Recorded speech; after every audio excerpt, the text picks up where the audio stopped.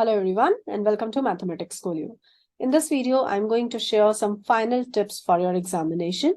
Well, we are not going to revise any math formula in this video. I'm going to give you some general tips. Tips को भी मैंने दो parts में divide किया है. कुछ टिप्स होंगी जो आपके लिए हेल्पफुल होंगी on the day of examination और कुछ टिप्स है जो एग्जामिनेशन डे की प्रिपरेशन के लिए आपके लिए काफी हेल्पफुल है. तो let us start with the second category. That means वो टिप्स जो आपको एग्जामिनेशन डे के लिए रेडी करने वाली है. So the very first step is read the instructions carefully. आपको जो भी एग्जाम देना होता है उससे रिलेटेड इंस्ट्रक्शंस आपको प्रोवाइड किए जाते हैं, तो please read those instructions carefully. Do not wait for your friend और योर मदर और योर फादर और your sister to read those instructions and summarise it to you. Do it yourself. Highlight all the important things. जितने भी important points है उन्हें highlight करके अच्छे से उसे रीड करके रख लीजिए. ठीक है. Now let us come to the second tip. Second tip is, जब आप instructions पढ़ोगे तो you will get to know that you have to carry certain documents to the examination center. आप उन सारे documents को बिल्कुल तरीके से ready करके रख लीजिए so that last moment का panic नहीं होएगा. ठीक है. आते हैं तीसरे point पर. The third point is 3 hours का एग्जाम लिखना है, right? अभी 3 hours का एग्जाम लिखना है तो you have to prepare yourself for that. You have to prepare your brain for that. And do you know what is the best tonic for your brain? It is water. So stay hydrated so that your brain will remain active throughout the 3 hours. आप जो 3 घंटे का exam लिखेंगे throughout 3 hours आपका brain properly active रखना चाहते हैं तो अभी से हाइड्रेटेड रहना शुरू करिए. यानी जब भी आपने एग्जाम डेट आपका आता है उससे एटलीस्ट 2 दिन पहले से आपको अपनी रेगुलर वाटर इनटेक का जो हैबिट है उसका शेड्यूल एक प्रॉपर बना लेना है.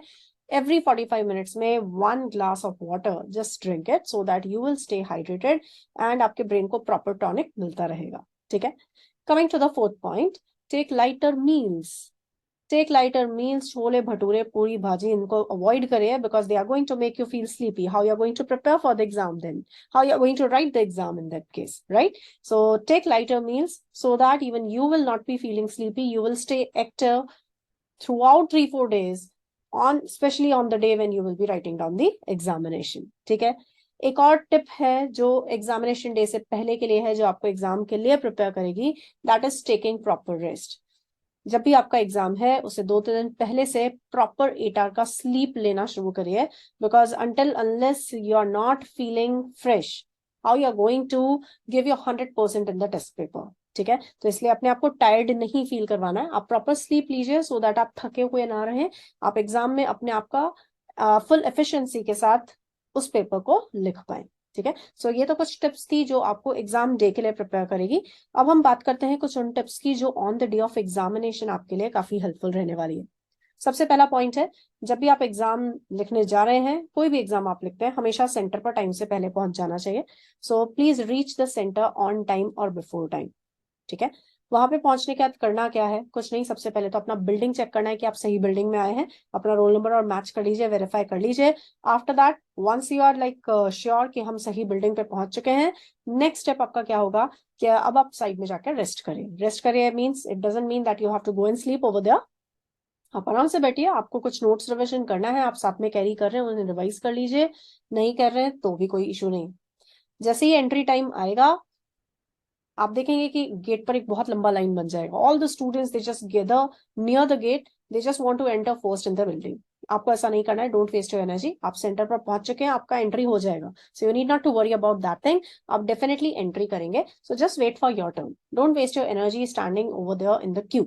अपनी एनर्जी को सेव करिए क्योंकि 3 घंटे अभी हमें उस पूरी एनर्जी को प्रॉपर्ली यूटिलाइज करना है.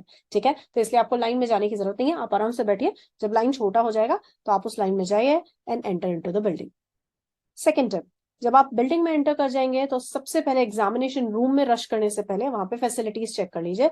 वाटर, ड्रिंकिंग वाटर कहाँ है, वॉशरूम्स कहाँ है. Use these facilities before entering into the examination room ताकि कोई भी डिस्ट्रैक्शन, कोई भी डिस्टर्बेंस हमें बाद में नहीं चाहिए.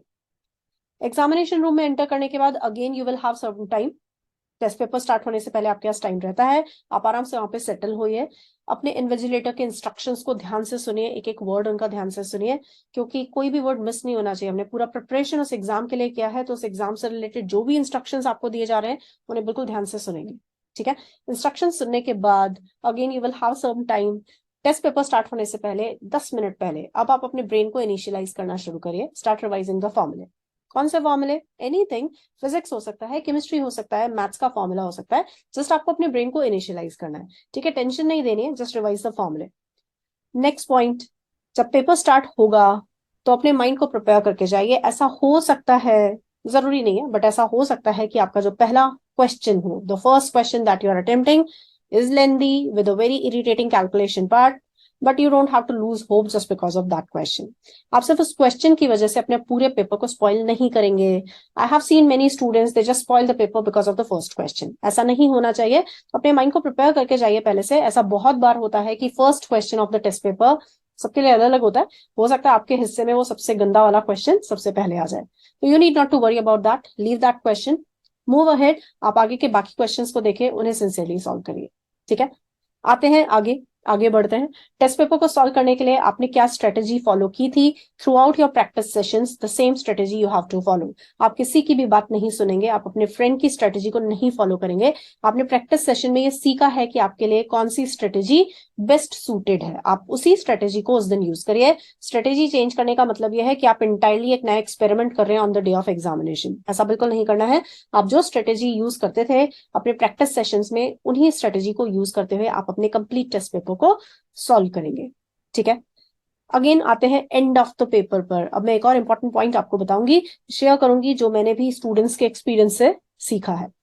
होता क्या है, देखो 3 घंटे का एग्जाम आप लिख रहे होते हैं, तो एट द एंड जो लास्ट आवर होता है, इनफेक्ट जो लास्ट 30 मिनट्स होते हैं, तब तक हम बहुत एग्जॉस्ट हो चुके होते हैं.